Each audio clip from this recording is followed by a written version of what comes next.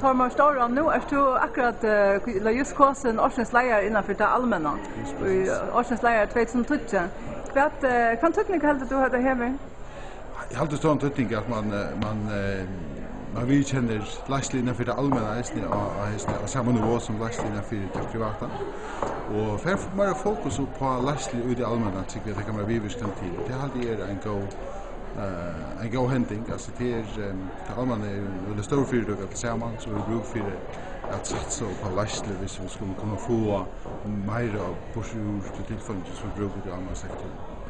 Hjalte Jaksson, han gjordes första allmänna Årsens lejare och det var i fjör. Han talar om att det har gjort honom att sätta fokus och hans ötre. Helt då att det för att vara några förväntningar att han var in. Alltså vi måste se att vi att i fienden här där så hur man måste finna att det ska gå på något sätt. Det har det öliga områden för oss som arbetar viktigt som det är ett öde som är särskilt på några måter och som är tabubelagt när kvar och det man finna att det betyder att det liksom existerar ett annat ställe. Så det ganska väl lättare och på en som att jag kan göra vi är arbetar till oss.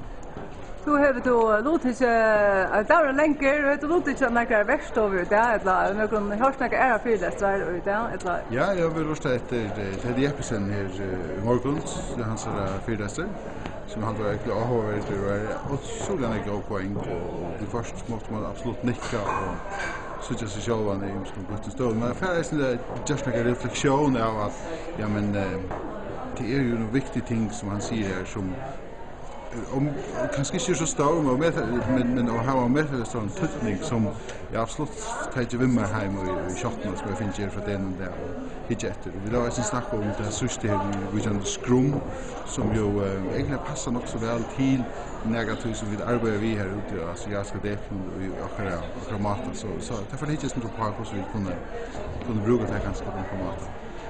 Ja, tack för det. Det var först ett gott kväll. Tack för det.